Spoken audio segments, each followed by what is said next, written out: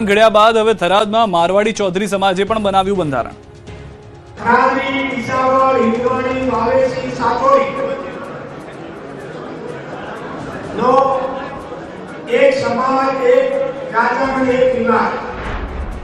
ઠાકોર, ક્ષત્રિય, રાજપૂર, ભીલ સહિતના સમાજની માફક મારવાડી ચૌધરી સમાજે કંઈક આ રીતે બંધારણના શપથ લીધા.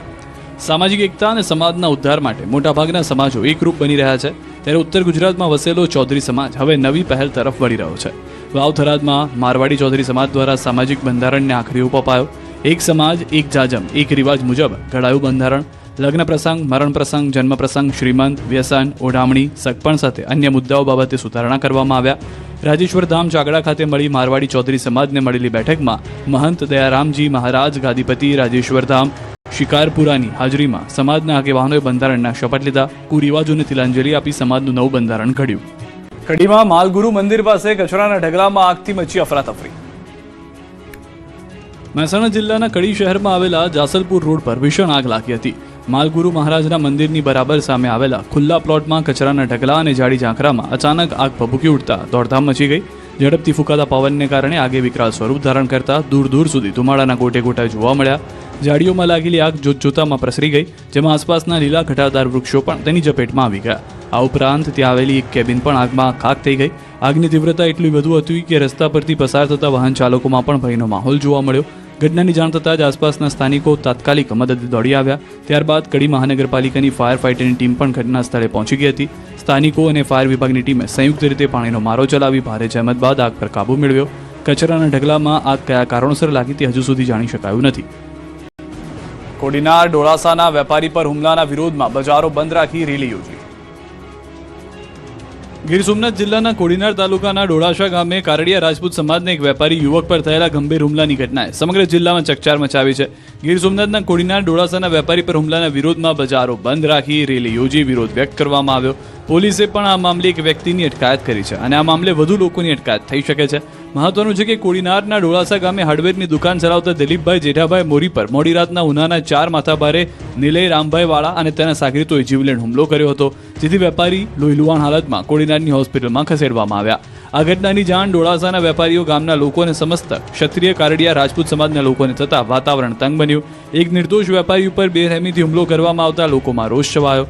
ડોળાસા ગામ, કોડીનાર તાલુકો અને ક્ષત્રિય કારડિયા રાજપૂત સમાજમાં ઉગ્ર પ્રત્યાઘાત પડ્યા અને બજારો સજ્જડ બંધ રાખીને વિરોધ કરવામાં આવ્યો. સમાજના અગ્રણીઓ અને ગામના પ્રતિનિધિઓ દ્વારા મામલતદાર કચેરી તેમજ કોડીનાર પોલીસ સ્ટેશન ખાતે આવેદનપત્ર પાઠવી આરોપીઓ સામે તાત્કાલિક અને કડક પગલાં લેવા માંગણી કરવામાં આવી હતી. રેલવે નોટિસ આપતા જામનગરના લોકોએ મનપા કચેરીને ગજવી.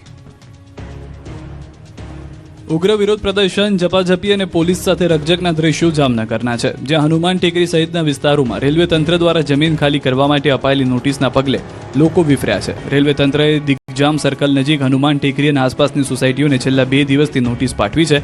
આ નોટિસમાં જમીન રેલવેની માલિકીની હોવાનું જણાવી 7 દિવસમાં જગ્યા ખાલી કરવા આદેશ કરાયો છે, જેના પગલે અહીં રહેતા લોકોને રાતોરાત રોડ પર આવી જવાનો ખતરો ઊભો થયો છે.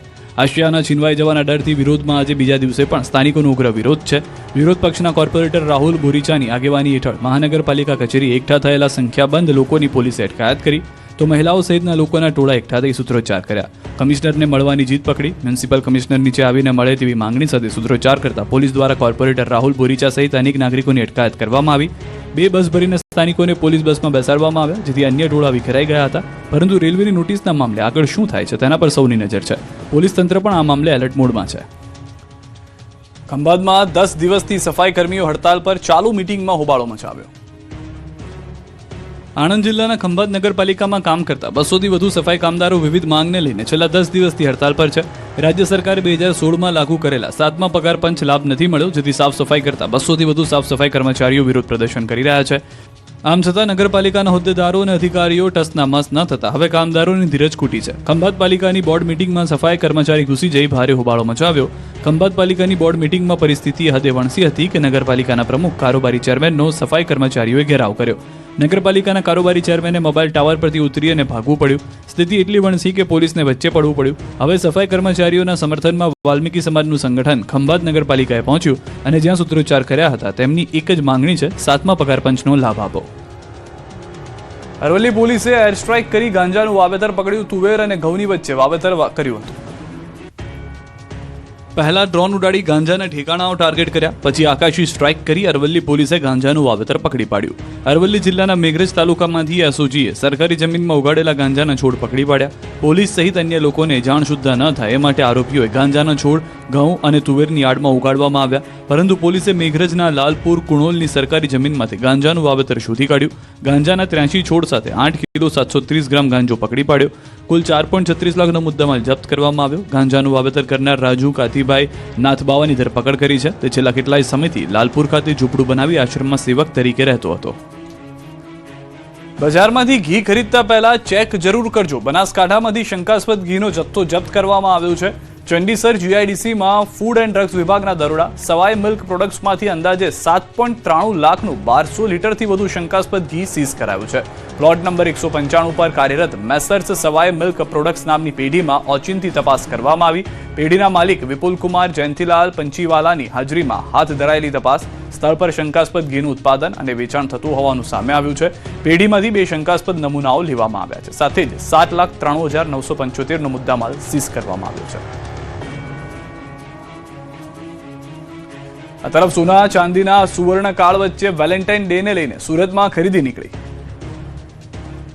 વૈશ્વિક પરિસ્થિતિના કારણે દેશભરમાં સોના ચાંદીના ભાવ આસમાને પહોંચી ગયા છે. ઐતિહાસિક સપાટીએ ભાવ પહોંચ્યા બાદ શુક્રવારે ચળકતી ધાતુના ભાવમાં કડાકો આવ્યો. ચાંદીના ભાવમાં એક જ દિવસમાં કિલોએ 25,000નો ઘટાડો. 1 કિલો ચાંદીનો ભાવ 2.5 લાખ પર પહોંચ્યો તો 10 ગ્રામ સોનાનો ભાવ 1,57,500 થયો. જેની વચ્ચે વેલેન્ટાઇન ડેની લઈને સોની બજારમાં હલચલ તેજ થઈ. સુરતની સોની બજારમાં વેલેન્ટાઇન ડેને લઈને ખરીદી શરૂ થઈ. પત્ની, ફિયાન્સી કે પછી ગર્લફ્રેન્ડ માટે સોના ચાંદીની ખરીદી શરૂ થઈ છે. જેને લઈને સુરતના સોની વેપારીઓએ લોકોને પરવડે તેવી કિંમતના આભૂષણો તૈયાર કર્યા છે. વિવિધ ડિઝાઇનની રિંગ અને ચેઇન તૈયાર કરી છે. લોકો પણ ભાવની ચિંતા કર્યા વગર ખરીદી કરી રહ્યા છે. કચ્છમાં 31 લાખની જમીન પરથી દબાણ દૂર કરાયું. કચ્છમાં ફર્યું તંત્રનું બુલડોઝર. બીટા સીમ વિસ્તારમાં સરકારી જમીન પરનું 31 લાખની કિંમતની જમીન પરનું દબાણ દૂર કરાયું. અબડાસા તાલુકાના બીટા ગામે સર્વેમાં આવેલી સરકારની અંદાજિત 6 એકર જમીન પર થયેલ દબાણ નાયબ મામલતદારના માર્ગદર્શન હેઠળ દૂર કરવામાં આવ્યું. દબાણ કરાયેલ જમીનની કિંમત અંદાજિત 30 લાખ અને વાવેતરની 1 લાખ મળીને કુલ 31 લાખ થાય છે. કામગીરી દરમિયાન કોઈ અનિચ્છનીય બનાવ ન બને તે માટે ચુસ્ત પોલીસ બંદોબસ્ત ગોઠવાયો. સ્થળ પર ગ્રામજનોની હાજરીમાં તેમજ પોલીસ સ્ટાફની ઉપસ્થિતિના ધારાસભ્ય કેતન ઇનામદારે ફરી આપ્યું વિસ્ફોટક નિવેદન. વિવાદોમાં રહેવા ટેવાયેલા આખા બોલા સાવલીના ધારાસભ્ય કેતન ઇનામદારે ફરી એકવાર સ્ફોટક નિવેદન આપ્યું. સાવલી એસટી ડેપો ખાતે આયોજિત જાહેર કાર્યક્રમમાં કેતન ઇનામદારે વિકાસ અને જનહિત અંગે દ્રઢ અને ખુલ્લું નિવેદન આપ્યું. જાહેર મંચ પરથી તેમણે વડોદરા જિલ્લાના સહપ્રભારી મંત્રી કમલેશ પટેલને સંબોધીને જણાવ્યું કે સરકાર પાસેથી પોતાની માંગ રજૂ કરવાની તેમની સ્ટાઇલ અલગ હોઈ શકે છે, પરંતુ તેમનો ઈરાદો ક્યારેય ખોટો રહ્યો નથી. મને વહેલું લઈ લેવું હતું અને તાલુકાની જનતાને વહેલું આપવું હતું. મેં કીધું હમણાં મારા મંત્રી સાહેબને સાહેબ થોડીક માગવાની સ્ટાઇલ અલગ હતી પણ ઈરાદો ખોટો નતો. મને કદાચ વહેલું લઈ લેવું છે. મને એવું હતું મારા વિસ્તારને વહેલું આપી દઉં અને કોમ્પ્રોમાઇઝ કરવાની કદાચ ટેવ નથી. સમાધાન હું મારી જાત માટે કરી શકું, મારી પ્રજા માટે નહીં કરી શકતો. મારો વીક પોઈન્ટ. ભાજપમાં ભડકો. 3 દિવસમાં 17 પદાધિકારીઓના રાજીનામા. સ્થાનિક સ્વરાજની ચૂંટણી પહેલા નવસારી જિલ્લામાં ભાજપમાં ભડકો થયો છે. છેલ્લા 3 દિવસથી રાજીનામાનો દોર શરૂ થઈ ગયો છે. જલાલપુરમાં વર્ષોથી અન્યાય થતા હોવાના આક્ષેપ સાથે વિરોધ પ્રદર્શન કરી 3 દિવસમાં જિલ્લા અને તાલુકાના 17 પદાધિકારીઓએ પોતાના પદ પરથી રાજીનામા આપી દેતા ખળભળાટ મચી ગયો છે. જિલ્લા ભાજપનું સંગઠન જાહેર થતાં જલાલપુરમાં 10 ફેબ્રુઆરીથી શરૂ થયેલો રાજીનામાનો દોર શુક્રવારે પણ અટક્યો ન હતો. પહેલા 10 ફેબ્રુઆરીએ જિલ્લા ભાજપમાં ઉપપ્રમુખ તરીકે નિયુક્તિ પામેલા અશોક પટેલ, બક્ષીપંચ મોરચાના મહામંત્રી વિજય પટેલ, કિસાન મોરચાના મહામંત્રી પ્રકાશ પટેલ અને જિલ્લા સંગઠનના મંત્રી ચેતના પટેલે પોતાના પદ પરથી રાજીનામા ધર્યા હતા. જલાલપુરને વર્ષોથી અન્યાય થતો હોવાના આક્ષેપો સાથે નવનિયુક્ત હોદ્દેદારોએ રાજીનામા ધર્યા. જે બાદ ગુરુવારે પણ જલાલપુર તાલુકાના 2 મહામંત્રીઓ અને જિલ્લા મહામંત્રીએ રાજીનામું આપ્યું. તાલુકા મહામંત્રી કેતન પટેલ અને ચેતન પટેલે રાજીનામા આપ્યા હતા. બાદમાં હવે જિલ્લા મોરચા મહામંત્રી રોશની પટેલ પણ રાજીનામું આપી ચૂક્યા છે. બીજી તરફ શુક્રવારે નવસારીના જલાલપુર તાલુકાના ભાજપના 12 પદાધિકારીઓએ પોતાના પદ પરથી રાજીનામા ધર્યા. જલાલપુરને વર્ષોથી થતા અન્યાયના વિરોધમાં જલાલપુર તાલુકા સંગઠનના પદાધિકારીઓ સામૂહિક રાજીનામા આપ્યા. જિલ્લા ભાજપ સંગઠનના મહામંત્રીનું પદ નહીં મળતા નારાજ આગેવાનો રાજીનામા આપી ચૂક્યા. અત્યાર સુધીમાં જલાલપુરના જિલ્લા અને તાલુકાના 17 પદાધિકારીઓએ પોતાના પદ પરથી રાજીનામા આપ્યા. ત્યારે આગામી સ્થાનિક સ્વરાજ્યની ચૂંટણીમાં ભાજપનો આંતરિક વિવાદ વધુ સપાટી પર આવી શકે છે.